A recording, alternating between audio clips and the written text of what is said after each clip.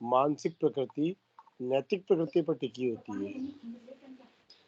मानसिक प्रकृति नैतिक प्रकृति पर टिकी होती है और नैतिक व भावनात्मक प्रकृति की पूर्णता से विच्छिन्न बुद्धि की शिक्षा मानव प्रगति के लिए हानिकारक है। नैतिक व भावनात्मक प्रकृति की पूर्णता से विच्छिन्न बुद्धि की शिक्षा, इससे अलग होकर के कोई बुद्धि की शिक्षा है तो मानसिक प्रकृति मतलब मेरा मेंटल फ्रेमवर्क, माइंड का मेंटल फ्रेमवर्क।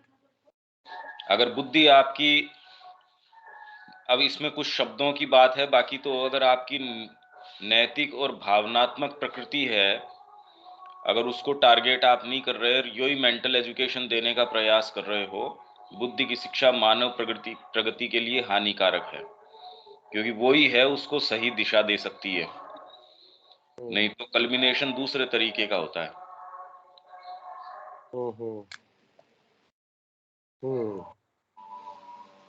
फिर भी यद्यपि ऐसा किसी प्रकार का कार्यक्रम या पाठ्यक्रम निर्धारित कर देना तो सरल है, जो मन के प्रशिक्षण के लिए तो भली भांति काम दे देगा, किंतु आधुनिक परिस्थितियों में विद्यालय और महाविद्यालय के लिए उचित नैतिक प्रशिक्षण की व्यवस्था कर पाना अभी तक संभव नहीं पाया गया है।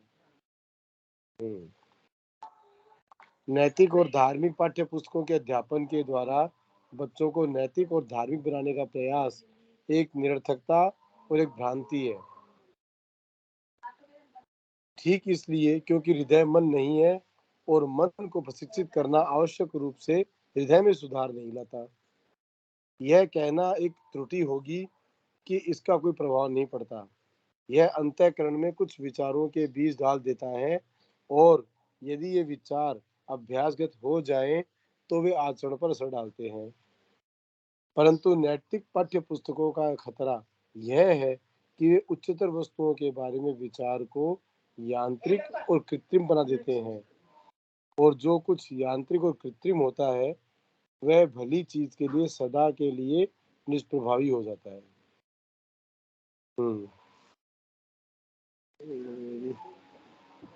क्योंकि वो मैकेनिकल हो जाए, रिचुअल, हर चीज रिचुअल ही बन जाए तो नहीं, मतलब नैतिक के बारे में अगर स्कूलों के अंदर कोई पाठ्यक्रम बनाया भी जाए तो आप उसको मतलब कैसे करें कि पहली क्लास में ये करें, तो ये कह रहे हैं कि विद्यालय और महाविद्यालय में अभी तक कोई उचित नैतिक प्रशिक्षण की व्यवस्था कर पाना संभव नहीं हो पाया है, और आगे भी नहीं हो पाएगा वो तो। नहीं, ये तो हम कैसे कह सकते हैं? नैतिक तो जैसे मान लो ये थोड़ा कि पहली क्लास में बच्चे को झूठ नहीं बोलो ऐसा सिखाया जाएगा, दूसरी क्लास में कोई भी विद्यालय महाविद्यालय ये कभी नहीं कहता, मतलब ये तो कभी नहीं कहता कि झूठ बोलो। हाँ, नहीं मतलब कोई भी ऐसे नैतिक शिक्षा का ऐसे भैया आप शुरू कैसे करो, अगर आपकी मूल संकल्पना उस शिक्षा संस्था की उस पे टिकी नहीं हो तो न तो आपके टीचर्स वैसे होंगे, न वो वातावरण वैसा होगा, क्योंकि आपका उद्देश्य है ही नहीं वो। एक्चुअल में तो सारा प्रयास मतलब या सारी मेहनत इस पे करी जानी है कि शिक्षा के मूल क्या हैं, और वो इस पे टिके हैं कि आप मानव सत्ता को क्या मानते हैं। अगर वो सब गड़बड़ है तो हमको बेसिक्स से शुरू करना पड़ेगा। तो हम भारतीय शिक्षा पद्धति अगर लागू करना चाहें पढ़ के भी, तो भी जब तक मानव सत्ता को हम वो नहीं माने जो वो मूल में है, तो हम उसको एग्जीक्यूट नहीं कर सकते। तो सारी चीज हैंग अपॉन इस पे कर रही है कि हमारी मानसिकता का शिफ्ट हो, हम अपने आप को वास्तव में वो माने जो हम हैं, और जो हमारी केंद्रीय सत्ता है उसको केंद्र में विराजित करें, जो कि वैसे है ही, पर सचेतन रूप से उसको करके सारी चीज उसके निहित फिर बाद में अगर एग्जीक्यूट करेंगे तो शिक्षा अपने आप में सही स्थान पे आ जाएगी।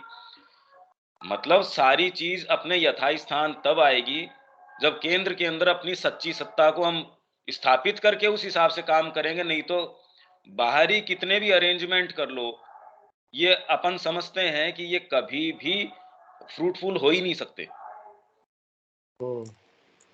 भाई आप कैसे इसको एग्जीक्यूट करें शिक्षा को? अगर बड़ी के अंदर भी आप ये मान लीजिए, अगर सरकार इसको कंपलसरी भी कर देती है कि साहब ये तो पुस्तकें पढ़नी मैंडेटरी हैं। हाँ, उससे जैसे बाद में इसी में आया है कि क्या इससे कोई फर्क नहीं पड़ता? यह कहना एक त्रुटि होगी कि इसका कोई प्रभाव नहीं पड़ता।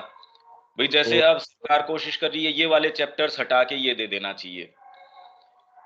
तो धीरे-धीरे अगर आप उसके अंदर शिक्षा के अंदर पद्धति में अब इंग्लिश के अंदर पढ़ा रहे हैं, देन अम्मी सेड, अरे यार ये क्या बात हुई? आप कैसे कह सकते हो ये बात?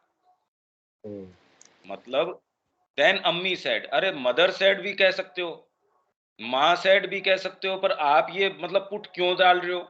ये तो अपन देख सकते हैं।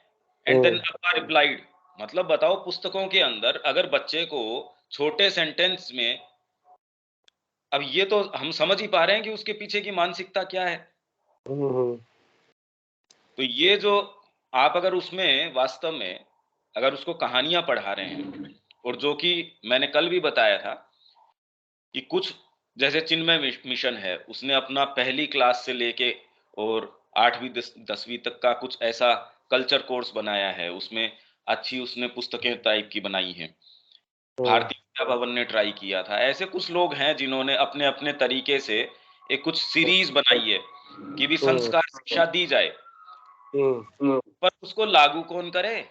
अरे भी एक व्यक्ति विशेष है जो अपने स्तर के ऊपर मान लीजिए उसने 200 बच्चों को इकट्ठा करके वो अच्छी कहानियां सुनाता है, और उतने स्तर के ऊपर उन बच्चों के जीवन में कुछ असर आया है, पर अभी भी वो शिक्षा पद्धति एक राष्ट्रीय शिक्षा पद्धति से बाहर नहीं गए हैं। भाई वो तो उसी फ्रेमवर्क में, आज अगर उनको कोई नौकरी चाहिए इस दायरे के अंदर, तो वो तो फिर भी डिग्री सीख करेगा। वो नैतिक प्रशिक्षण तो बहुत अच्छा हो सकता है, वो उस डिग्री के साथ साथ उसके पास भी जा सकता है और उसके बावजूद कर सकता है, पर अगर उसको मेन स्ट्रीम में आज की तरीके के अंदर आना है, तो आज की पद्धति तो उसको स्वीकार नहीं करती कि आपने 3 साल तक उसके पास नैतिक प्रशिक्षण लिया है। वो तो उसको काउंट करती ही नहीं ना। तो न तो ये विद्यालय में है, न महाविद्यालय में, कहीं भी नहीं है ये तो। और अपन अगर करना चाहें तो करें कैसे? जब तक मूल हमारा उद्देश्य जो है सो है, तब तक तो न तो इसका आधार न इसको एग्जीक्यूट किया जा सकता। तो क्या करना चाहिए या नहीं करना चाहिए? हाँ, बस त्रुटि होगी कि इसको कोई प्रभाव नहीं पड़ता ये कहना। ये अंतःकरण में कुछ विचारों के बीज डाल देता है। और यदि ये विचार अभ्यासगत हो जाएं, तो आचरण पर असर डालते हैं। इतना अवश्य हो सकता है। क्योंकि कल एक प्रश्न था विवेक का कि तो हम अच्छी पुस्तकों का अध्ययन करवाएं तो क्या उससे कोई फर्क नहीं पड़ता? मैंने कहा वही तो करवाना चाहिए। असर कैसे नहीं पड़ता उनको? तो अगर परिवार में भी कोई एक व्यक्ति है, देखिए आप एक बच्चे के ऊपर आप कल्टीवेट कर रहे हैं, उसको बहुत पॉजिटिव चीजें दे रहे हैं, अच्छा वातावरण दे रहे हैं, उसके कल्टीवेशन में और जिसको यूं ही छोड़ दिया जाता उसके कल्टीवेशन में सारा ही फर्क पड़ेगा। फर्क कैसे नहीं पड़ेगा? आप उसको सुरुचिपूर्ण चीजें दे रहे हैं, इसीलिए तो कला के अंदर वो श्री अरविंद बाद में बताएंगे कला का राष्ट्रीय मूल्य।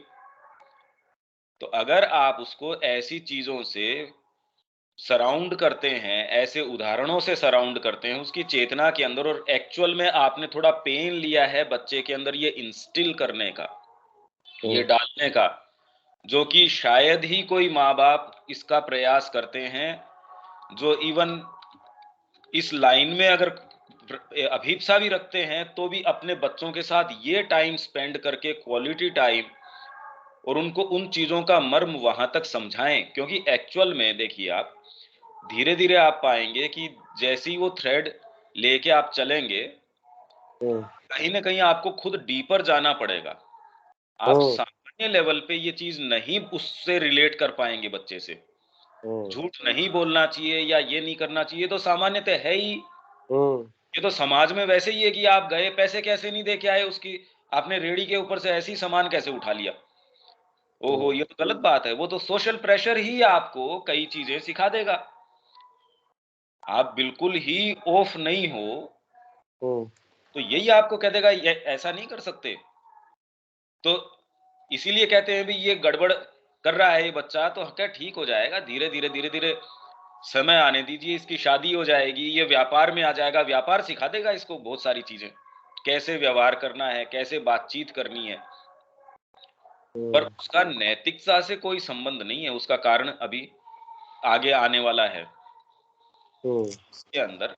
तो ये एक मूलभूत समस्या है। ये आज के परिप्रेक्ष्य में न तो वर्तमान व्यवस्था में सरकार प्रयास भी कर रही है, ऐसा नहीं है, वो वेल मीनिंग भी है, पर हम समझते हैं कि इस दिशा में प्रयास किया जाए। भाई अगर मैं दीपक के सेल्स का केमिकल कॉम्पोजिशन है उसका विवेचन करूं तो वास्तव में दीपक किस चीज को रिप्रेजेंट करता है, मैं तुरंत कह सकता हूं कि इस दिशा के अंदर वो विवेचन नहीं हो सकता। और अगर मैं उसी के ऊपर लगा रहूं तो मैं कहूंगा कि भी ये प्रयास जो है वो निष्फल है, आप चाहे अनंत काल तक करते रहिए, क्योंकि ये दिशा गलत है। अगर मैं किसी बिल्डिंग का विवेचन उसके केमिकल कॉम्पोजिशन या उसके कणों के कॉम्पोजिशन से, ईंट से, पत्थर से, उनसे अगर करना शुरू करूं, वो किसी व्यापक रूपरेखा के अंदर एक अंग हो सकते हैं, पर वो अंग अपने आप में उस रूपरेखा से अलावा अपने आप में कोई महत्व नहीं रखते। अगर मैं ये नहीं बताऊं कि ये दीपक है और फिर मैं कितना भी केमिकल कॉम्पोजिशन बताता रहूं, या मैं एक एक सेल्स का एक बारीकी के अंदर जाता रहूं, उसकी क्या महत्ता है, बिल्कुल फ्यूटाइल है वो अनसब्सटेंशियल है। उसमें तो हम समझते हैं कि इस दिशा में सच्ची चीज नहीं आ सकती। उसी तरीके से ये जितने भी प्रयास हैं ये बिल्कुल निष्फल हैं। तो और जोरदार बात क्या है कि यही श्री अरविंद के बैनर के नीचे भी यही इसी तरीके के प्रयास, हमने ऐसा कर दिया, हम ऐसा करें, नीतिगत ऐसे कुछ काम कर दें। अरे मूलभूत आपका हृदय वहीं टिका हुआ नहीं है। तो यही तो कह रहे हैं कि हृदय जो है वो मन नहीं है। अब ये हमेशा ही हम गलती करते हैं, हृदय जो है उसको कह रहे हैं वो मन को, एक अलग चीज है, हृदय अलग है, उसको टारगेट करना एक अलग चीज है। आप सोच रहे नीति आपने सिखा दी तो उससे हृदय परिवर्तन थोड़ी हो गया। ये अगर हम इसका विवेचन करते हैं तो हम धीरे धीरे समझेंगे कि गुत्थी इतनी सरल नहीं है, और यूं देखो तो सरल है इस रूप में कि इसका केंद्र यही है कि जब तक आप अपनी सत्ता को उस दृष्टिकोण से नहीं देखेंगे, ये कोई सी भी चीज आप नहीं कर सकते, ये कर ही नहीं सकते। उस वातावरण में आप प्रयास कर सकते हैं, होगी नहीं है कोई सी भी। ठीक है। किसी मनुष्य की नैतिक प्रकृति के मैं एक ही सेकंड के अंदर आया को, 1 मिनट में।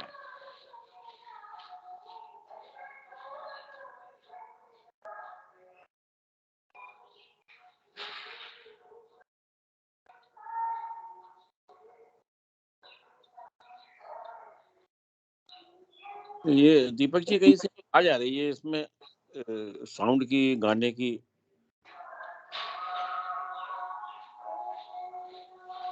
मेरी तरफ से नहीं आ रहा, कोई और किसी के पास आसपास के घर पे चल रहा होगा, कोई ये हेलो काला पे आ रहा है, इसको बंद करवाइए ना, आवाज डिस्टर्ब कर रही है। हेलो, कोई अलग से आवाज आ रही है, पंकज जी उसको जरा सा बंद करवाइए। हाँ, हमारे यहाँ चलता रहता है ये। मैं दीपक अब रीड करेगा तब मैं इसको बंद करता हूँ। यहाँ सैटरडे को और पीछे से चालू हो जाते हैं। अच्छा, बाहर कहीं लाउड स्पीकर पे? हाँ। ओके तो ओके, कोई बात नहीं। ठीक है दीपक। 1 मिनट पंकज, जब मैं 1 मिनट बाकी।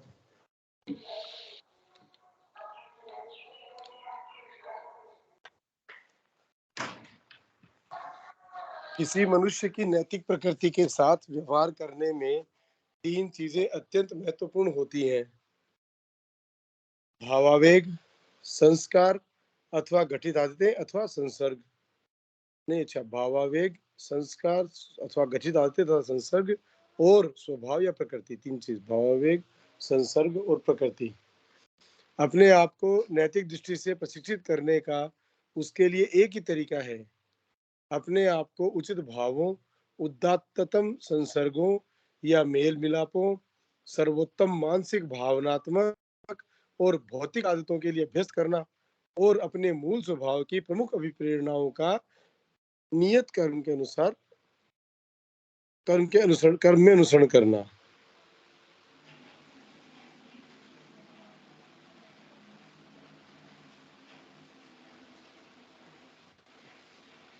तुम बच्चों पर एक निश्चित अनुशासन थोप सकते हो, उन्हें एक निश्चित सांचे में ढाल सकते हो, उन्हें वांछित पथ पर हाँक सकते हो, परंतु जब तक तुम उनके हृदयों और स्वभावों को अपने पक्ष में नहीं ले लेते, तब तक इस आरोपित अनुशासन का अनुकरण एक आडंबरपूर्ण, हृदयहीन, रूढ़िगत और प्रायः भीरुतापूर्ण अनुपालना होती है।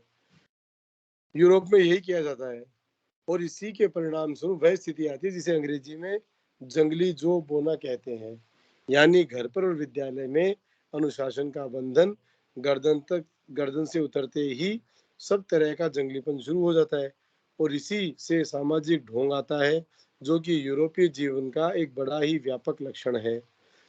मनुष्य जिस चीज की सराहना करता है और जिसे स्वीकार करता है, वही उसका अपना अंग बन सकती है, बाकी सब तो मुखौटा है। अब बाकी सब मुखौटा है, मतलब इसके अंदर हम ये सोचें कि ये देखो, ये मेरा बच्चा आईएएस बन रहा है, आईएएस जो कितना संभ्रांत व्यक्ति है, देखो कैसे बोल रहा है, कैसे क्या है, ये सब मुखौटा है। और हम सारे ये एस्पिरेशंस, ये सारी चीजें कैरी करते हैं। माँ का नाम लेके भी हमारे अंदर ये चीज रहती है कि बच्चा इस तरीके से, ऐसे तो होना ही चाहिए, ऐसा तो बाहर से दिखना ही चाहिए, वो सब मुखौटा है। आप उसका प्रयास कर रहे हैं तो बच्चे की जो डीपेस्ट चीज है वो मारी जा रही है। सब टोटल मुखौटा है। जितना बढ़िया तरीके से जो ये यूरोपीय जो अनुशासन है, बहुत अच्छा उसके अंदर बन जाएगा, वो चीज नहीं आएगी, बाकी सब मुखौटा है। जैसे उसने घर और विद्यालय के नैतिक अनुशासन की अनुपालना की थी, वैसी ही वह समाज के अनुशासन का अनुसरण करता है, परंतु अपने आंतरिक और व्यक्तिगत जीवन में, अपने वास्तविक जीवन में वह अपने आप को अपनी निजी पसंदों और आवेगों के अनुसार चलने के लिए स्वच्छंद मानता है। वहीं दूसरी ओर नैतिक और धार्मिक शिक्षा की पूरी तरह उपेक्षा करना जाति को भ्रष्ट बनाना है। ठीक है। नैतिक प्रशिक्षण का पहला नियम है सुझाना और आमंत्रित करना, न कि आज्ञा देना या थोपना। सुझाने या प्रस्तावित करने का सर्वोत्तम तरीका है व्यक्तिगत उदाहरण, प्रतिदिन के संसर्ग और दैनंदिन पढ़े जाने वाली पुस्तकों के द्वारा। अब व्यक्तिगत उदाहरण कहाँ से लेके आए इसका, नैतिक प्रशिक्षण का? भाई, माँ बाप जो है न वो प्रस्तुत कर रहे, न गुरुजन है वो प्रस्तुत कर रहे, न आपका चारों तरफ का वातावरण है वो प्रस्तुत कर रहा, उसको तो बच्चे को सेंस ही नहीं है। और न दैनंदिन पढ़ी जाने वाली पुस्तकें, उनका तो स्तर नीचे नीचे आता जा रहा है। और अब जो परोसी जा रही है चीजें पढ़ने के लिए, पढ़ने की जो सामान्य प्रवृत्ति है वो दिन दिन कम होती जा रही है। न फोकस आपका रह रहा, कोई चीज नहीं रह रही भाई। और ये सारा किससे प्रभावित हो रहा है कि हमने अपने आप को मूल क्या मान बैठे हम। तो ये व्यक्तिगत उदाहरण अगर हम वास्तव में कुछ बच्चे के लिए करना चाहते हैं ही, तो यहां से तो शुरू करना ही चाहिए। ठीक है। इन पुस्तकों में छोटे विद्यार्थी के लिए इतिहास के उत्कृष्ट उदाहरण होने चाहिए, जिन्हें नैतिक सीखों के रूप में नहीं, अपितु परम मानवीय हित एवं रुचि की चीजों के रूप में प्रस्तुत किया गया हो। और बड़े विद्यार्थी के लिए होने चाहिए महापुरुषों के महान विचार, उच्चतम भावों को उद्दीप्त करने और उच्चतम आदर्शों और अभिप्सायों को प्रेरित करने वाले साहित्य के अंश, इतिहास और जीवनी के ऐसे प्रसंग जो इन महान विचारों, उदात्त भावों और अभिप्सा भरे आदर्शों को जीवन में उतारने के उदाहरण हो। ये सब तो ऑलरेडी मैनिपुलेटेड है, मतलब एक एजेंडा से तो बुक बनी हुई है, उनसे तो कहां से नहीं, अरे भाई ये उपलब्ध तो है ही, उपलब्ध तो है ही, लेकिन अब बुक तो बनती नहीं ऐसी होना चाहिए। ठीक है, हाँ, एग्जीक्यूट कैसे करे समस्या उसकी है। बाकी अपन जहां बैठे हैं, जिस संस्कृति में अपन हैं, इसके तो कमी नहीं है। छोटे बच्चों के लिए तो माइंड की चीज नहीं, ऐसी जो उनको इतनी प्रेरित करे, फिर नैतिक सीखों के रूप में नहीं, अपितु परम मानवीय हित एवं रुचि की चीजों के रूप में प्रस्तुत किया गया हो। एक तो उसका प्रस्तुतिकरण है इस तरीके का, जैसे जैसे वो मतलब विकसित हो, महान पुरुषों के महान विचार, मतलब अब माइंड के अंदर कोई ऐसी चीज भी इसको परोसी जा सकती है कि ये विचार है। आज श्री अरविंद के विषय में ये देखिए कि जो हायर स्टडीज वाले स्टूडेंट है उनको भी कोई इतनी परोसी नहीं जा रही ये चीजें, या और जो महापुरुष हैं उनके विचार की क्या विचार क्या है। अगर आप पॉलिटिक्स में जा रहे हो तो ये महान पुरुष हैं जिनके ये इस विषय में विचार हैं। आप वेद की बात करते हैं तो श्री अरविंद का जो वेद रहस्य उसको तो एक जनरल पब्लिक द्वारा स्वीकार ही नहीं किया जाता। आप वेद के बारे में और 1000 बातें कर लेंगे, पर सामान्य ये है कि वेद के लिए वो माना ही नहीं जाती चीज। अब तो ये अजीब चीजें हैं, जबकि श्री अरविंद का सारा लिटरेचर जो है वो महान विचारों के अंदर लोगों को देना चाहिए, परोसना चाहिए। तो ये बात तो स्वयं शिक्षा केंद्र है वो ही नहीं कर रहे।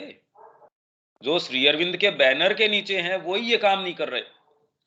अगर मूल रूप से देखें तो उनकी अभिप्साएं भी जो सामान्य अभिप्साएं हैं, खाली बैनर वो ये लगा लेते हैं क्योंकि ये और सुविधाजनक है। कुछ फर्क नहीं पड़ता, कुछ भी फर्क नहीं पड़ता। उच्चतम भावों को उद्दीप्त करने और उच्चतम आदर्शों और अभिप्साओं को प्रेरित करने वाले साहित्य के अंश, वो साहित्य भी है अपने पास। अरे साहित्य तो सारा है ही, वो उदाहरण सारे हैं, उससे रिलेट करना, बच्चे को वो देना। हाँ, सामान्य शिक्षा के अंदर तो अभी है ही नहीं ये चीजें। इनफैक्ट इसको तो समहाउ वो ये कह रहे हैं ये तो दकियानूसी बातें हैं। अगर आप अपना क्लासिकल लिटरेचर उनको पढ़ाना शुरू करेंगे वो कह देंगे ये तो कोई शिक्षा की स्टडी का काम नहीं है। इससे क्या फायदा भाई, वो उपयोगितावाद आ जाएगा इसमें तुरंत ही। इससे क्या लाभ? आपने बच्चे के 8 साल खराब कर दिए, 4 या 3 या जो भी साल खराब कर दिए, एज इफ वो उसमें कोई उपलब्धि करने वाला है, क्योंकि आपके उपलब्धि के मानदंड भी जो हैं सो है। ये तो उनकी बातें कर रहे हैं जो सो कॉल्ड इस विषय में थोड़ा बहुत ये कह रहे हैं हम सब मां श्री अरविंद से जुड़े हुए हैं, हम चिंतन करते हैं, ये हैं वो हैं, हम साधक हैं। अरे भाई, उनके भी यही चीजें हैं दिमाग के अंदर। ये मुश्किल है, बहुत ज्यादा मुश्किल है। आगे यह एक ऐसा भैया मैं बोल रहा था कि इस तरह का कलेक्शन आपके यहाँ हुआ है क्या किताबों का? किसका? आप लोगों ने अभी जैसी बात कर रहे हैं हम लोग। कहानियां कम हैं हमारे, मतलब इतनी सत्संग की कहानियां हैं। मतलब गीता प्रेस के पास तो बहुत बड़ा कलेक्शन है इसके विषय में। आपके महापुरुषों की कहानियां हैं, जो वीर हुए हैं हमारे, एक से एक वीर हुए हैं, उनकी कहानियों की कमी थोड़ी है, उनकी गाथाओं की कमी थोड़ी है। ये पुस्तकों का रूप दिया गया है ये सब का? अरे बहुत उपलब्ध है, इसमें कमी कहाँ है? अरे बहुत है। नहीं, पुस्तकें कहानी किताबें तो बहुत है, लेकिन एज ए कैरिकुलम उसको यूज कर सके, उसके ऊपर बाकायदा क्वेश्चनर्स हो, उसके ऊपर बाकायदा एग्जाम का पैटर्न हो, ऐसा सेट किया जा सकता है ना। वो ये तो ये कह रहे हैं कि अभी तक व्यवस्था नहीं हुई इस चीज की कि विद्यालय या महाविद्यालय में और एग्जाम अगर आप करवाओगे, क्यों करवाओगे आप एग्जाम? मतलब आप क्या उसमें क्या प्रवीणता दिखाने चाह रहे हो कि ये इस स्तर में मतलब प्रवीण हो गया, इस स्तर तक ये पारंगत हो गया? ये कॉन्सेप्ट कहाँ से आता है एग्जाम बिना एग्जाम का? अरे भाई, नैतिक शिक्षा दे रहे हो उसको और फिर आप वो कह रहे हो कि उसको एग्जाम दिलवाएंगे उसके अंदर। अरे नैतिक शिक्षा ही, चलो भाई यही तो कह रहे हैं कि ऐसी पुस्तकें, श्री अरविंद कह रहे हैं बच्चे को तो ऐसी पुस्तकें दो, कोई नीतिगत शिक्षा के रूप में नहीं, जो रुचिकर हो, जो उसको धीरे धीरे वो भाव के रूप में दी जाए। माँ भी कह रही है कि बच्चे को वो कहानी सुनाओ, जो बच्चों को कहानियां दी जानी चाहिए वो एकदम ओज की हो।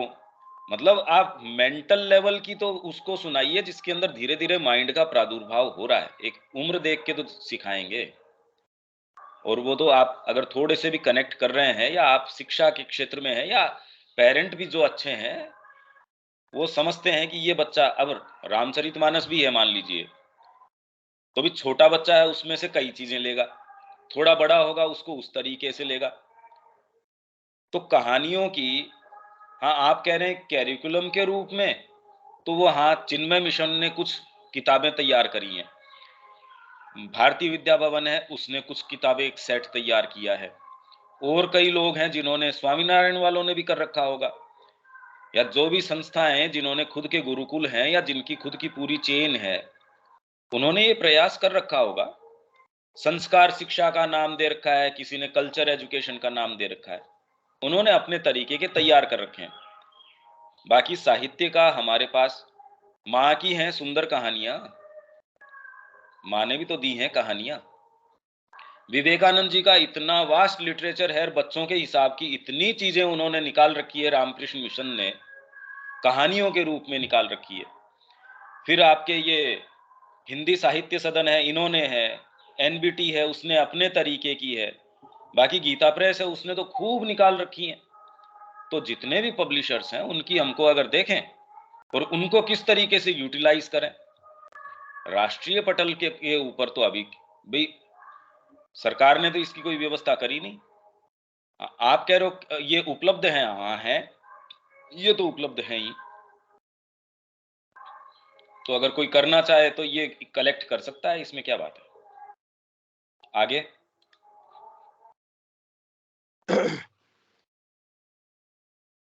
एक ऐसा सत्संग एक ऐसा सत्संग है जो कदाचित ही प्रभाव डालने में असफल हो सकता है, बशर्ते कि भारी भरकम उपदेशों से बचा जाता हो, और अधिकतम प्रभावशाली हो जाता है यदि स्वयं अध्यापक का जीवन उन महान आदर्शों में ढला हो जिन्हें वह विद्यार्थियों के सामने प्रस्तुत करता है। फिर भी इसमें पूरी शक्ति तब तक नहीं आती जब तक कि युवा जीवन को अपने सीमित दायरे में अपने भीतर उठने वाली नैतिक अभिप्रेरणाओं को क्रियान्वित करने का अवसर नहीं दिया जाता। अच्छा, जब तक कि युवा जीवन को अपने सीमित दायरे में और अपने भीतर उठने वाली नैतिक अभिप्रेरणाओं के अवसर नहीं देता। ब्राह्मण की ज्ञान पिपासा, आत्मभक्ति, सुचिता और त्याग, क्षत्रिय का साहस, जोश, गौरव, कुलीनता, वीरता, देशभक्ति, वैश्य की उदारता, कौशल, अध्यवसाय, उदार उद्यम और विशाल मुक्त हस्तता, शूद्र का आत्मविलोपन और प्रेमपूर्ण सेवा, ये आर्य के गुण हैं। परंतु हम उन्हें कैसे प्राप्त कर सकते हैं जब तक कि हम युवाओं को आर्य नहीं, एक लाइन छूट गई, वे उस नैतिक स्वभाव का निर्माण करते हैं जिनकी हम अपने युवकों में, पूरे राष्ट्र में कामना करते हैं। हाँ हाँ हाँ, परंतु हम उन्हें कैसे प्राप्त कर सकते हैं जब तक कि हम युवाओं को आर्य परंपरा में स्वयं को प्रशिक्षित होने के सुअवसर प्रदान करते। बचपन और लड़कपन के अभ्यास और सुपरिचितता के द्वारा उन्हें उस सामग्री को गठित करने का सुअवसर नहीं देते जिनसे उनका वयस्क जीवन गठित होना है।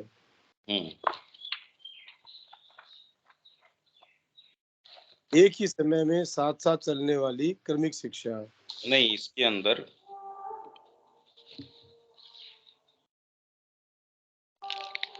मैं एक, ये जो बार बार आर्य आता है कि आर्य की ये गुण है या आर्य की ये पद्धति है, ये आर्य होता क्या है, मैं एक सेकंड, क्योंकि बार बार जब आर्य शब्द आता है तो ये एक सेंस आना चाहिए कि आर्य वास्तव में क्या है। तो मैं स्क्रीन शेयर कर देता हूं एक बार, 1 मिनट के लिए, वो पढ़ दें।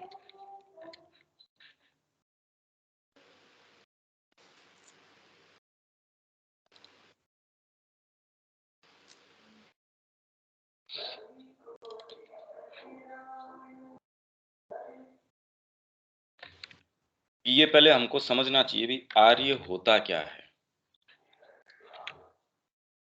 ये अपनी जो भारतीय संस्कृति आई है ना, ये जो कमेंट्री वाली, उसका पेज 135 है। ये मैं स्क्रीन शेयर कर देता हूं।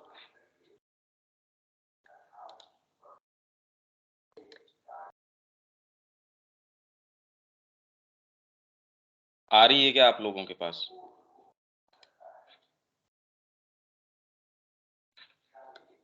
रही है भैया। है? हाँ आ गई।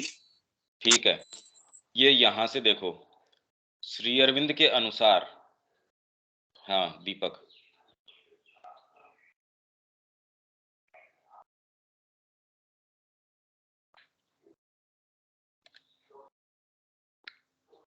उधर से पढ़ो इसमें। अच्छा ठीक है, ठीक है। आर्य वह है जो निरंतर प्रयत्न करता रहता है और उसके अपने अंदर और बाहर जो कुछ भी मानव उन्नति के विरुद्ध खड़ा होता है उस पर काबू पाता है। तो हम ये कहें कि ये आर्य जाति थी, इसका मतलब ये है एक ऐसी जाति जो जहां भी आध्यात्मिकता की ऊंची से ऊंची श्रेणी के पर शिखर पे भी खड़ी हो तो भी वहां उसको ये लगता है कि अभी तक मैंने कुछ भी प्राप्त नहीं किया, अभी भी अनंत चीजें हैं प्राप्त करने की। जैसे माँ अपने जीवन के एक मैच्योर पड़ाव पे जहां खड़ी थी उम्र के, वहां भी वो ये कहती हैं कि मैं इस गति से, जिस गति से मैं बचपन से आज तक, क्योंकि कह रहे मनुष्य जाति से तो 5 साल की उम्र के अंदर ही माँ ऊपर थी, वहां भी माँ ये कह रही हैं कि अगर इस गति से भी मैं और 1000 वर्ष भी चलती रहूं तो भी इस प्रगति का कोई अंत नहीं है। वो है आर्य, जो हमेशा ही आत्म विजय उसके स्वभाव का पहला विधान है। वह पृथ्वी और अपने शरीर पर काबू पा लेता है और सामान्य मनुष्यों की तरह अपनी नीरसता, जड़ता, निष्प्राण दिनचर्या और तामसिक सीमितताओं को स्वीकार नहीं करता। ये अंग्रेजी में भी है, जो ये सेट आपके पास आया है उसके अंदर भी है। ये एग्जैक्ट पेज उसका तो मैं देख के बाद में बता सकता हूं, पर ये पैसेज है उसमें भी, क्योंकि वो तो इसी का ट्रांसलेशन है। वह जीवन और उसकी ऊर्जाओं पर काबू पा लेता है और उनकी क्षुधाओं और लालसाओं द्वारा शासित होने से या उनकी राजसिक जुनूनों द्वारा गुलाम बनाए जाने से इनकार करता है। वह मन और उसकी आदतों पर काबू पा लेता है। वह अज्ञानता के खोल, वंशागत पूर्वाग्रहों, प्रचलित विचारों, रुचिकर मतों में नहीं रहता। ये आर्य है। अब बताओ, इसलिए आर्य जाति के अंदर ही वर्ण होते थे। शूद्र है और आपके मतलब ये चारों जितने भी वर्ण हैं वो आर्यों के अंदर थे, म्लेच्छ में नहीं है। ये तो ऊपर हम कह के आए ही हैं। यहाँ आर्य बनने की ओर रहा। म्लेच्छ का अर्थ है वह व्यक्ति जो अपनी निम्न भौतिक और प्राणिक तुष्टियों पर ही केंद्रित रहता है। तो सारे ही अपन आ गए इसके अंदर, और निरंकुश रूप से कामना और स्वार्थ की पूर्तियों को ही जीवन का एकमात्र उद्देश्य समझता है। उसके लिए केवल एक ही चीज महत्व की होती है और वह सभी साधनों संसाधनों का व्यवस्थापन इस प्रकार किया जाए कि उसकी पाशविक और अहमात्मक वृत्तियों को उनकी तुष्टि का अधिकतम अवसर प्राप्त हो सके। इसमें हमारा माइंड भी उसकी सेवा में है। कुछ भी मतलब इससे नहीं फर्क पड़ता। अगर आपका मोटिव ये है तो आप कैसी भी चीजों का अध्ययन कर रहे हैं, अध्यापन कर रहे हैं, पठन है, पाठन है, कुछ भी कर रहे हैं, आप इस दायरे में ही है, म्लेच्छता के दायरे में है, आप आर्य के अंदर नहीं है। अब यहां तक तो हो गया अपना। रुचिकर मतों में नहीं रहता, अपितु वह जानता है कि कैसे खोज करनी और चुनाव करना है, कैसे अपनी संकल्प शक्ति में दृढ़ और सशक्त रहते हुए भी बुद्धि में विशाल और नमनीय रहना है। क्योंकि हर चीज में वह सत्य को खोजता है, हर चीज में सही को खोजता है। सत्य क्या है, सही क्या है, हर चीज में ऊंचाई और स्वतंत्रता खोजता है। और ये हर जने के लिए सर्व सामान्य चीज थी। अगर हम ये कह रहे हैं आर्य जाति, मतलब पूरी जाति, कोई व्यक्ति विशेष नहीं। अब बताइए, आत्मपूर्णता उसकी आत्म विजय का उद्देश्य है। इसलिए वह जो कुछ विजित करता है उसे नष्ट नहीं करता, अपितु उसे उदात्त बनाता है और परिपूर्ण करता है। वह जानता है कि शरीर, प्राण और मन उनके स्वयं के किसी उच्चतर वस्तु को प्राप्त करने के लिए उसे दिए गए हैं, इसलिए उनको अतिक्रम करना होगा और उन पर काबू पाना होगा। अभी तो शरीर की और प्राण की कामनाओं के लिए मन सबसर्विएंट है। यहां तक तो हम पहुंचते ही नहीं कि मन से ऊपर कोई चीज है। अभी तो मन तक ही नहीं आए हम, माइंड प्रॉपर तक ही हम नहीं आए। माइंड अभी तो पूरी तरीके से शरीर और प्राण की सेवा के अंदर लगा हुआ है। मन अपने आप में और फिर उससे ऊपर कोई वस्तु हो ये भान आना, इसलिए उनको अतिक्रमण करना होगा और उन पर काबू पाना होगा, उनकी सीमितताओं को अस्वीकार करना होगा, उनकी तुष्टियों में तल्लीन रहने से इनकार करना होगा। परंतु वह यह भी जानता है कि उच्चतम कोई ऐसी वस्तु नहीं है जो कि जगत की शून्यता में हो, अपितु वह तो यहाँ अपने आप को अधिकाधिक अभिव्यक्त करती है। वह तो एक ऐसा दिव्य संकल्प, चेतना, प्रेम, परमानंद है जो अपने आप को खोजकर्ता के ऊपर उसके निम्नतर जीवन के रूपों के द्वारा उड़ेलता है तथा खोजकर्ता के वातावरण में उस सब पर अपने को उड़ेलता है जो उसे ग्रहण करने में सक्षम हो। यह टेक्स्ट आप सबके पास है, ये पुस्तक सबके पास है, इसका आप अपने स्तर पे विवेचन करें। अगर आपको लगता है अंडरलाइन करके आप इसके विषय में प्रश्न भी कर सकते हैं बाद में, पर अभी इसमें जाना विषयांतर होगा।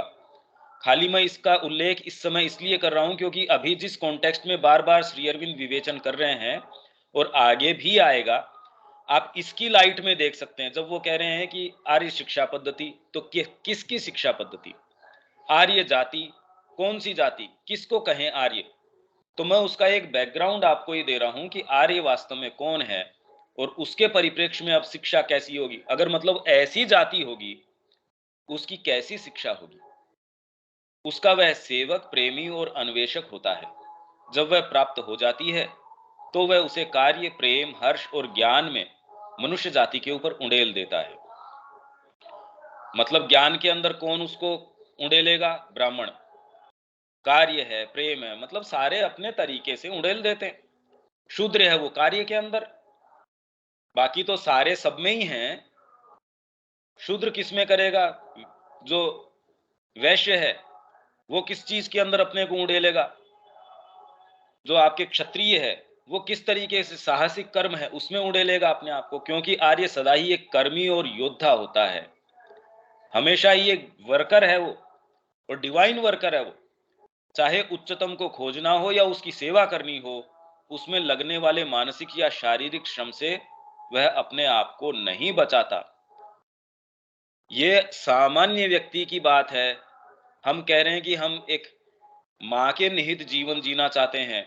इस लाइन को अपने ऊपर उतार के देखिए कि उच्चतम को खोजना हो या उसकी सेवा करनी हो, उसमें लगने वाले मानसिक या शारीरिक श्रम से, अगर हम शारीरिक श्रम भी कर रहे हैं तो भी मानसिक श्रम तो अगर किसी को दे दिया जाए ये करने के लिए, अगर यही कह दिया जाए कि श्री अरविंद की ये पुस्तक है, ये सेंटेंस है, आप इसको देखिए, इस पे विचार कीजिए, बड़ा मुश्किल है।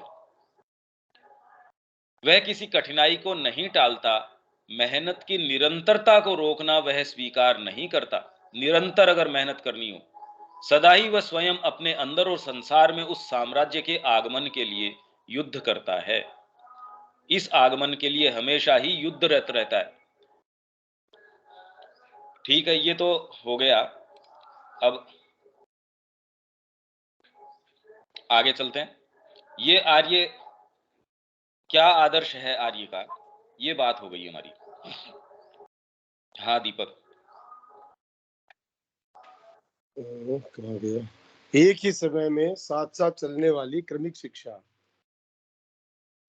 आधुनिक प्रशिक्षण क्रमिक शिक्षा नहीं, एक ही समय में साथ साथ चलने वाली, मतलब साइमल्टेनियस। तथा भी तो है बीच में। तथा नहीं बोला क्या मैंने? अच्छा, तथा क्रमिक शिक्षा। आधुनिक प्रशिक्षण का एक बड़ा ही जबरदस्त तरीका है भारत में, जिसका अनुसरण उस तरीके के घोर बेतुकेपन को दिखाता है। मतलब भारत की जो शिक्षा पद्धति है आज, वो तो घोर बेतुकी है, ये कह रहे हैं। मतलब आप अच्छे से अच्छे संस्थान में भी चले जाइए, तो ये जो श्री अरविंद अभी बताने वाले हैं कि साइमल्टेनियसली एक साथ ही सारी शिक्षा दे देना बच्चे को, और उसकी बजाय क्रमिक रूप से देना। आपने पहले स्टैंडर्ड में उसको एक पाठ पढ़ा दिया, उसको 10 क्लास तक भी पूरी पिक्चर नहीं दे रहे हो आप उस एक कॉन्सेप्ट की। कोई भी कॉन्सेप्ट है, उसको 10 साल तक आप पढ़ा रहे हैं, चाहे उसको सिविक सेंस सिखा रहे हैं, पर उसको पूरी पिक्चर नहीं दे रहे आप। ये कहे कि अभी तो ये बच्चा है। अरे बच्चा है, पागल थोड़ी है वो। उसके स्तर के ऊपर आप उसको पूरी पिक्चर, वो जितनी ग्रहण कर सकता उतनी तो दो, एक कंप्लीटनेस से दो चीज। तो जो टुकड़ों टुकड़ों में पढ़ाने ये आ गए ना, वह है टुकड़ों टुकड़ों में शिक्षा देने का अभ्यास टुकड़ों टुकड़ों में देते हैं हम, पूरी चीज उसको पूरी पिक्चर कभी देते ही नहीं। और ये इसका घोर बेतुकापन भारत में देखने को मिलता है, और हम उसके पीछे मैस्मराइज्ड है कि पता नहीं क्या ही शिक्षा हो रही है, और ये कह रहे हैं एकदम घोर बेतुकी है, कि टुकड़ों में देते हैं, जिससे बच्चा कभी भी, कोई भी बेचारे को पिक्चर नहीं आती, और उसके जीवन का सबसे कीमती जो समय है, इसमें कुछ निर्माण किया जा सकता था, वो व्यर्थ हो जाता है। जैसे एग्जाम्पल ये बता रहे हैं, आगे आ रहा है। एक विषय को एक समय में अन्य दूसरे विषयों की राशि के साथ थोड़ा थोड़ा पढ़ाया जाता है, जिसका परिणाम होता है कि जो चीज एक ही वर्ष में भली प्रकार सीखी जा सकती है, वह 7 वर्षों में भी बुरी तरह सीखी जाती है, और लड़का ज्ञान का अपूर्ण पुलिंदा लेकर बिना सदा हुआ ही बाहर निकलता है, जो मानव ज्ञान के महान विभागों में से किसी में भी पारंगत नहीं होता। हाँ, राष्ट्रीय परिषद, जो कि एक विचित्र और दोगले स्वभाव वाली रचना है, द्वारा अपनाई शिक्षा पद्धति टुकड़ों टुकड़ों में पढ़ाने के अभ्यास को बढ़ाने का प्रयास करती है। हाँ, नहीं मतलब कि अपन को एक सब्जेक्ट लेकर के उसको एनुअल पूरा साल उसको वो पढ़ाना। अरे सब्जेक्ट की बात नहीं कर रहे ये, हाँ, नैतिक शिक्षा किसी भी विभाग में कोई कॉन्सेप्ट आप उसको दे रहे हो, आप ये थोड़ी कि कैलकुलस उसको बताना शुरू कर दोगे कि मैथ्स पढ़ा रहे हो, इसका मतलब ये है कि बच्चे को अभी 3 साल का है तो आप उसको प्लस माइनस नहीं करवाएंगे या क्या करवाएंगे, पर उस कॉन्सेप्ट को पूरा नहीं दे रहे आप, कि ये जोड़ अपन इसलिए कर रहे हैं क्योंकि मतलब जो भी आप उसको कंप्लीटनेस से कोई चीज तो दो। आप उसको कोई कॉन्सेप्ट ज्योग्राफी का दे रहे हैं तो भी उसके अंदर कोई एक चीज बता दी, मान लीजिए वर्षा इसको कहते हैं, अरे पूरा साइकिल या कोई चीज उसको, उसमें थोड़ी मेहनत लगती है, तो भी पूर्ण रूप से उसकी सारी कड़ियां जोड़ के बताइए। आप अपना प्रयास कीजिए हर चीज के अंदर। जैसे श्री अरविंद का भी अपन अध्ययन कर रहे हैं, जनरली लोग जो इसको जिस तरीके से अप्रोच करते हैं, इवन श्री अरविंद के को भी टिडबिट्स के अंदर ले लेंगे। श्री अरविंद के पत्र हमने ले लिए, 10 पत्र ले लिए हमने, एक सेशन ऑर्गेनाइज कर दिया, उसको भी कंप्लीटनेस से नहीं कर रहे, तो जो उससे जो लेके आता है उसको जो ग्रहण करना अपने तरीके से ले लेता है। आप देखिए, क्योंकि ये एक अभ्यास से आ गई ये चीज, शुरू से ही हमने जिस तरीके की शिक्षा ली है उसमें किसी कॉन्सेप्ट को आपने कंप्लीट नहीं किया, क्योंकि आपको एक समय सीमा बांध दी गई है। आपको तो वीकली एग्जाम होने हैं या आपको क्वार्टरली एग्जाम होने हैं, तो उसके अंदर आपको एक टारगेट पूरे करने हैं। अगर आप टारगेट पूरा करेंगे तो उसमें कॉन्सेप्ट को पूरा कैसे करेंगे? उस एक भाई इसको प्रैक्टिकल में जब आप करेंगे, क्लास में बैठेंगे, आपको तुरंत फील आ जाएगी उसकी। और अभी जिस तरीके के सब्जेक्ट हैं, आप कोई सब्जेक्ट लीजिए, आपने एक छोटी सी चीज ली, सेंटेंस नहीं बता रहे, पार्ट्स ऑफ स्पीच सपोज बताया, उसको उसकी एक्चुअल फील पूरी चीज की कैसे क्या देनी है।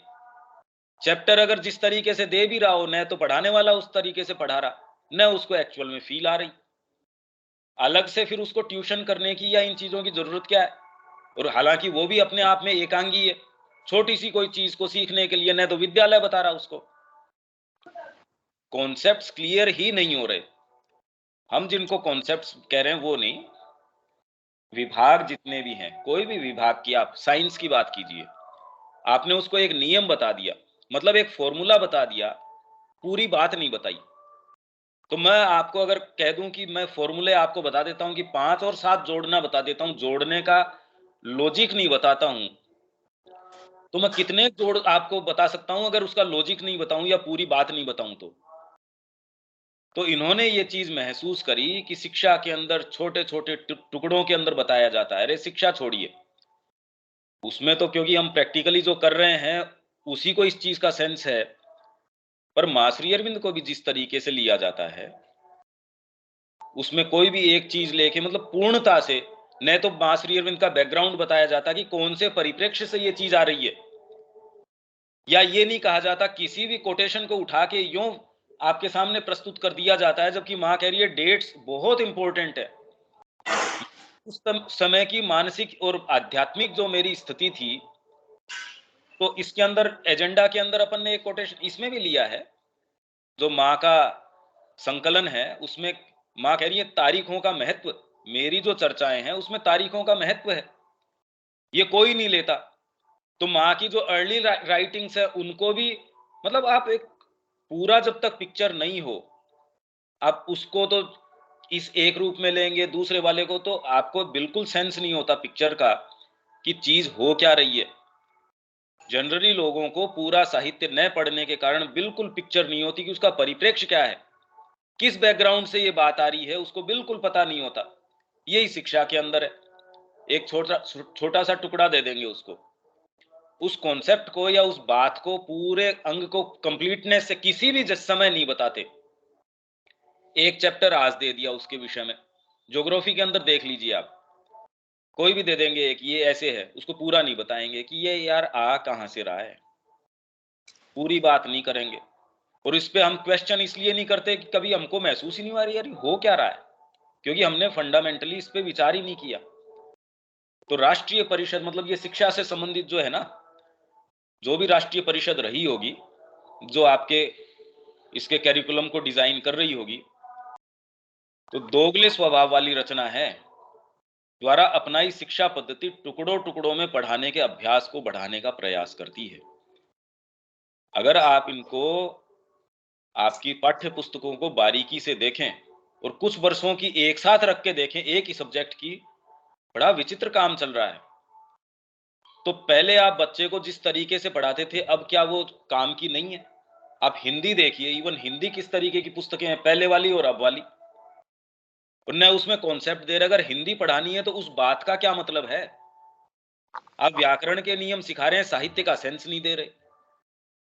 तो बच्चे को न व्याकरण का पता चलता बेचारे को, न साहित्य के अंदर कौन सी चीज क्या होनी चाहिए उसका पता चलता, क्योंकि समय सीमा बांध दी, इतने दिन के अंदर तो ये पूरा ही करना है, अब क्या करोगे आप? तो किसी भी स्तर के ऊपर पूरा सेंस किसी भी चीज का नहीं आता। आगे, हमें एक स्पष्टतर ज्ञान ग्रहण करने और आने वाली पीढ़ियों के हित में उसे निर्भयता से प्रयुक्त करने का साहस होना चाहिए। टुकड़ों टुकड़ों में शिक्षा देने को तो मृत दुख दर्दों के कबाड़ घर में फेंक देना होगा। पहला काम है बच्चे के जीवन, कर्म और ज्ञान में रुचि पैदा करना। हाँ, ये बात ठीक है। अधिकतम पूर्णता के साथ उसके ज्ञान के उपकरण को विकसित करना। ठीक है। जिस साधन को उसे प्रयोग में लाना है उस पर प्रभुत्व प्रदान करना। उसके बाद जिस तेजी से वह सीखेगा, वह सामान्य पढ़ाई आरंभ करने में आई किसी भी देरी की भरपाई कर देगा। और यह पाया जाएगा कि जहां वर्तमान में वह कुछ ही चीजें बुरे रूप में सीखता है, वहीं तब वह अनेक चीजें पूर्णतः भली प्रकार सीखेगा। हाँ, जैसे माता जी फूल का उदाहरण दे रही है, आपने बच्चे को एक फूल दिया, उसकी एक एक पंखुड़ी की कैसी उसकी डिजाइन है, अब उससे धीरे धीरे आपने शुरू किया, और बॉटनी का जो आपका ज्ञान है धीरे धीरे उसके साथ समाहित करना शुरू कर दिया। उसका टच, मतलब आपके अलग अलग सेंसेस को भी उसमें इन्वॉल्व कर लिया, आपकी दृष्टि को उसके अंदर की, देखो इसमें ये चीज है, अब इसके साथ में ये इसलिए है, इनकी संरचना ऐसे अलग अलग है, इनको प्रोपोगेट करने के ये अलग अलग तरीके हैं। आप उसको उसके हाथ से ही शुरू कर रहे हैं वो चीज। यहाँ तो आपको वैद्य बना देते हैं और उसको ये कहिए कि ये वाली कौन सी औषधि है, उसको पता नहीं है वैद्य को। आप उसको कोई भी सूखी हुई लकड़ी दे दीजिए, उसको ये नहीं पता कि ये वाली लकड़ी कौन सी चीज की है। और इसका और अच्छा उदाहरण क्या दें कि जो स्वयं वैद्य है, जो आज की जो पुश्तैनी है या जो एक्चुअल में उसमें है, उनकी बातें नहीं, पर आज की जो शिक्षा पद्धति जिस तरीके के वैद्यों का निर्माण करके हमको दे रही है, उसको ये नहीं पता कि ये वाली चीज, उसको तो कॉम्पोजिशन पता है उतनी मात्रा के अंदर भैया ये, पर उसको ये नहीं पता कि काली मिर्च का गुणधर्म ये है या इसका ये है, उसको बेसिक्स पता ही नहीं। तो अगर उसको ये चीजें नहीं पता तो उनके साथ कैसे वो और पारंगत तरीके से खेल सकता है? अरे भाई, आपके पास पॉइंट एंड शूट कैमरा है, आप उसकी फोटो ले लेते हैं, पर जिसको उसकी डिटेल पता है, फोटोग्राफी का सेंस है, वो उसी कैमरे से और कितना चीजें कर पाएगा। इनको तो एक केमिकल जो फॉर्मूला पता है, ये 4 चीज घटक मिला दो, हमारे उसके अंदर ये लिखा हुआ है, इतना इसको दे दो, किस शरीर में किस समय कितना देना चाहिए उसका भी आइडिया नहीं है। वो तो उसके हिसाब से जो उसको लिख के दिया गया है, जो उसने पाठ्यक्रम से पढ़ा है, वो चीज है। अच्छे भले लोग हैं, उनको ये पता नहीं कि ये वाली औषधि दिखती कैसे, इसकी छाल ये है, तो उसको पता नहीं कि इसका, उसको तो कोई भी सूखी हुई चीज दे दो, और ये तो अपन ने प्रैक्टिकल देख लिया, उसको पता ही नहीं चलता कि ये है क्या, सही कौन सी है गलत कौन सी है। ये परिणाम है हमारे शिक्षा पद्धति का। तो आप किसी भी फील्ड के अंदर जाएंगे, आपको कोई सेंस नहीं है उस फील्ड का। तो अब बताओ, अगर राष्ट्रीय स्तर के ऊपर ये चीज होगी, जहां किसी को भी अपने फील्ड का पता नहीं है, और वो समहाउ मेक डू विथ कर रहा है, उसके साथ काम निकाल रहा है, मैनेज कर रहा है, तो क्या होने वाला है? ये तो हमने देखा ही है। मतलब आयुर्वेद संस्थान के अंदर बच्चे इस तरीके के आते हैं जिनको आइडिया ही नहीं है कि ये चीज कौन सी है, कौन सी कैसी है, कोई पता नहीं उसको। ठीक है, आगे पढ़ें।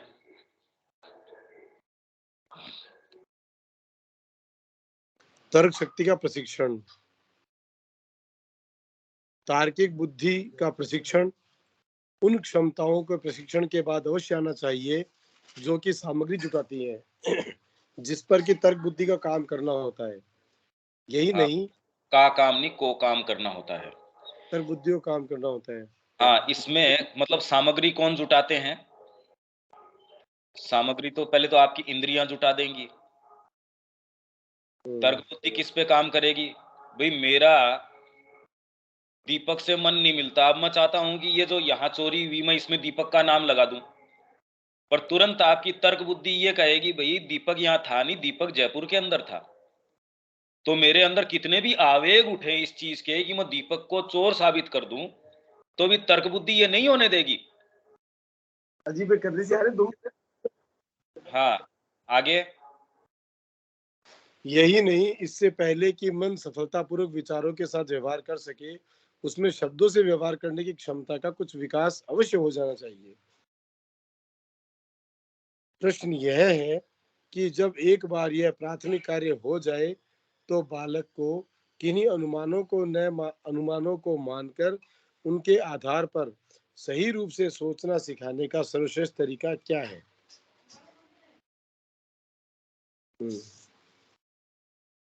क्योंकि तर्क बुद्धि बिना प्रश्न यह है कि जब एक बार प्राथमिक कार्य हो जाए, प्राथमिक कौन सा? कि सामग्री जुटाने वाले आपके अंग हैं, थोड़ा मतलब रिलेटिवली विशुद्ध रूप से काम करें।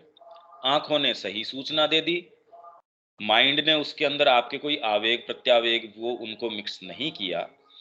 अब नेक्स्ट आपका काम आता है उनसे कैसे व्यवहार करें, उस क्षमता का विकास ये होना चाहिए। प्रश्न यह है कि जब एक बार ये प्राथमिक कार्य हो जाए, प्राथमिक की जो इंफॉर्मेशन कलेक्ट करने का, उनको प्रॉपर तरीके से रखने का, तो बालक को किन्हीं अनुमानों को मानकर, अनुमान मतलब आप प्रेमिसेस मान के चलते हैं, साइंस में भी मान के चलते हैं कि भाई कोई आधार, आपने एक थीसिस बनाई, आपको खंडन भी करना होता है, जैसे मैथ्स में आप प्रूफ करते हैं कि ये चीज ऐसी है, अगर उसका खंडन भी प्रूफ करना है तो आप ये मान के चलते हैं कि सपोज दिस, जैसे अपन मैथ्स के अंदर प्रूफ करते हैं, तो किन्हीं अनुमानों को मानकर उनके आधार पर सही रूप से सोचना सिखाने का सर्वश्रेष्ठ तरीका क्या है, ये प्रश्न है। क्योंकि आगे, क्योंकि तर्क बुद्धि बिना अनुमान के आधार के अग्रसर नहीं हो सकती। या तो वह तथ्यों के आधार पर तर्क करके किसी निष्कर्ष पर तक पहुंचती है, या फिर पूर्व में बने निष्कर्षों से किसी नए निष्कर्ष तक पहुंचती है, अथवा किसी एक तथ्य से दूसरे तथ्य तक पहुंचती है। वह या तो घटना विशेष से सामान्य निष्कर्ष निकालती है, या सामान्य नियमों के आधार पर घटना विशेष का निष्कर्ष निकालती है। भाई वहां मेरे को धुआं नजर आ रहा है, तो वहां आग जरूर होनी चाहिए। तो आपने एक निष्कर्ष निकाल लिया, लॉजिक ने निष्कर्ष निकाल लिया, अगर आग लग रही है तो कोई मनुष्य जरूर होना चाहिए वहां पे। फिर आप ये कहते हो कि भाई दूसरा इसके अंदर ऑप्शन संभावना ये भी है कि गर्मी का मौसम है, खुद रगड़ से आग लग गई होगी। तो भाई जितने भी आपके ये इन्वेस्टिगेशंस होते हैं कि उसके पीछे हमने कोई इन्वेस्टिगेटिंग टीम है, उस पूरी घटना का या दुर्घटना का जायजा ले रही है, तो वो एक-एक की ये चीज ऐसी है तो ये नहीं हो सकती। फिजिकल ये चीजें हैं, इसमें ये चीज नहीं हो सकती। यहाँ आग क्यों लगी भाई? ये चारों तरफ कोई शॉर्ट सर्किट हुआ होगा, तो आप उसमें की 20 संभावनाएं हैं। ये प्रोबेबिलिटीज को एक-एक को आप कम करते जाते हैं, नहीं ये वाली तो नहीं है, ये वाली तो नहीं है। तर्क बुद्धि इसी तरीके से करती है। भाई आपने पहले अनुमान लगा लिया एक, उसका आप एक-एक का खंडन करते जाते हैं कि ये वाली तो नहीं हो सकती। जैसे किसी की मृत्यु हुई, उसमें क्या-क्या कारण है? तो आप कहते हैं शरीर के ऊपर चोट है क्या? नहीं, चोट तो नहीं है कहीं। तो इसको क्या फिर बाद के अंदर कोई गला घोट के मारा हुआ? नहीं है, ऐसा कोई निशान तो नहीं है। तो जहर दे दिया, भाई वो भी हम देख रहे हैं, वैसा भी कोई इसके फूड पॉइजनिंग भी नहीं हुई। तो फिर हार्ट अटैक आया, मतलब क्या हुआ? तो आप ये प्रोबेबिलिटीज को देखते हैं और इस तरीके से इसको एक-एक को लेके चलते हैं। ये बड़ी इंटरेस्टिंग चीज है, इसको हम कल फिर बाद में लेते हैं, क्योंकि ये तर्क बुद्धि का जो प्रशिक्षण है, ये थोड़ा अधूरा छोड़ने से फायदा नहीं है। अब इसमें कोई प्रश्न हो तो 2 मिनट वो ले सकते हैं। इसमें कोई प्रश्न है क्या? रविकांत जी, कोई बात इसके अंदर अभी तक आई जो चीज है, या विवेक आप जो उसके अंदर पहले बात कर रहे थे उसमें कोई बात है, या किसी के भी? गौरव, शब्या जी? नहीं ठीक है, सब सही है, स्पष्ट है भैया, सब समझ में नहीं आ भैया, नहीं है, वर्ड्स एकदम क्लियर है। हाँ, और विचार मतलब कितने फंडामेंटल विचार हैं हमारी शिक्षा पद्धति को हर चीज को लेके, एकदम प्रैक्टिकली है। हाँ। शब्या जी, कोई चीज इसके अंदर? हाँ, हम बोल रहे थे विशाल मुक्त हस्तता का मतलब क्या है? किसका? कैसे कि उदारता, कौशलता, व्यवसाय, उदार उद्यम और विशाल मुक्त हस्तता। कहाँ है ये? ये पहले वाला ही में है, 19 वाला में, लास्ट पैरा, आर्य के गुण में।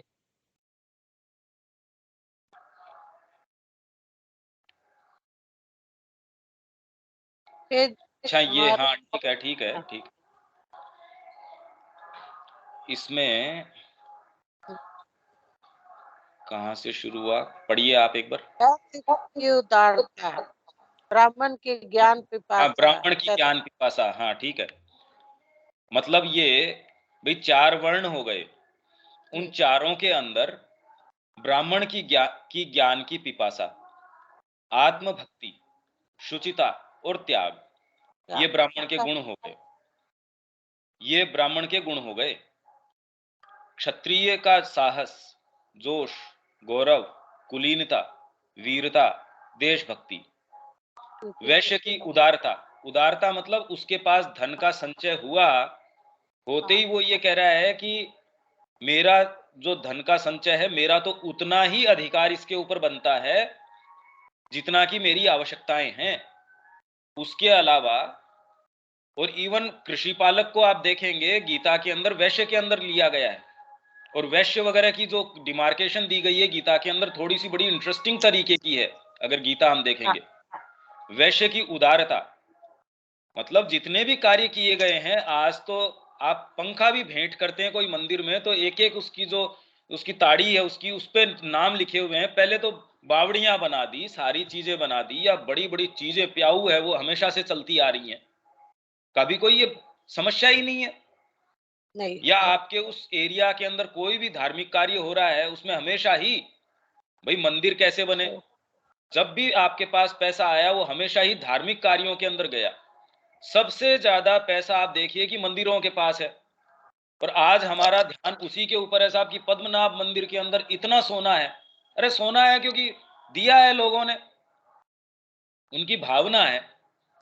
आप सबसे ज्यादा पैसा फ्लो कहां करते देखते हैं? ये आप देख सकते हैं कि जैसे ही हमारे पास कुछ भी आता है, हमारा प्रयास ये रहता है कि वो धार्मिक कार्यों के अंदर जाए। वैश्य की उदारता, कौशल, कुशलता मतलब ये आगे आ जाएगा। ये चीजें आगे इसी जो अर्ली कल्चरल राइटिंग है इसमें भी आएंगी। कौशल क्या है कि कितना परफेक्टली आप अपने मीन्स को अपने एंड्स के अनुसार बनाएं। आपके साधन हैं उनको कैसे बनाएं कि आपके जो एंड है, एंड मतलब आपका हेतु है, उसके लिए बेस्ट काम करे। अध्यवसाय, उदार उद्यम और विशाल मुक्त हस्तता। मुक्त हस्त से ये वैश्य की है। और शूद्र का आत्मविलोपन। आत्मविलोपन मतलब खुद को बिल्कुल मिटा दिया सेवा के अंदर। उसको अब लक्ष्मण जी कह रहे हैं कि वो तो सोए ही नहीं, वो तो वहां उनकी रात दिन सेवा के अंदर है। आत्मविलोपन, पूरा अपने आप को उत्सर्ग कर दिया। और प्रेम पूर्ण सेवा, और उसमें ये नहीं, आपको क्या पता रात को जगने के अंदर क्या होता है। मतलब अपने स्वयं के माता पिता हों, उसके अंदर भी ये भान 2-4 दिन में आए बिना नहीं रहता कि हम थक गए, हमसे ये हो गया। और अगर कोई दूसरा हो, आपके गुरु हो या मतलब वो आपकी बाहरी प्रकृति इस बारे में रिग्रेट, मतलब जो उसके रिजेंटमेंट हुए बिना तो रह ही नहीं सकते। ग्रजेस तो उसके होंगे ही होंगे, प्रेम पूर्ण सेवा तो होती नहीं। ये आर्य के लक्षण हैं। बाकी इसका बहुत डिटेल के अंदर इन्हीं में अर्ली कल्चरल राइटिंग्स के अंदर भी आने वाला है, जो अपने को बहुत ध्यान से पढ़ना है। बाकी आर्य क्या है ये मैंने आपको पेज नंबर बता दिया। हिंदी की पुस्तक लगभग आप सभी के पास है। ये भारतीय संस्कृति और सनातन धर्म की महानता कि एक्चुअल में उसके मायने क्या है, अर्थ क्या निकलता है, वो आप खुद अपने स्तर के ऊपर थोड़ा आप देख सकते हैं। हाँ बाकी भैया, बाद में बात करेंगे इसकी। आज इसको यहीं छोड़ देते हैं। जय श्री राम। जय श्री राम। जय श्री राम। जय श्री राम।